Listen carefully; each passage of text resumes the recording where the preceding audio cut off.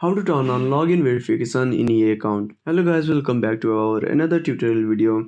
I hope you are doing great. So let's start without wasting time. First of all, open up your web browser. Now tap on the search bar and type EA. Now click on search and open up the first website. Now tap on the profile icon and click on sign in. After signing into your account, click on your profile icon, tap on account settings. Now go to security. Now turn on login verification. Now tap on send security code.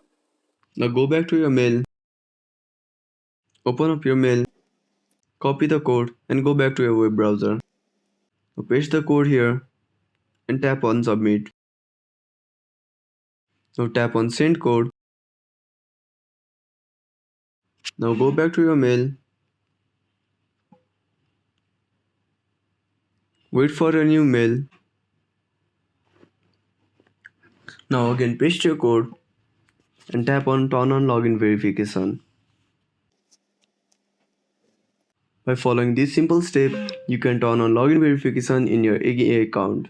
Thank you for watching our tutorial. I hope you liked our content.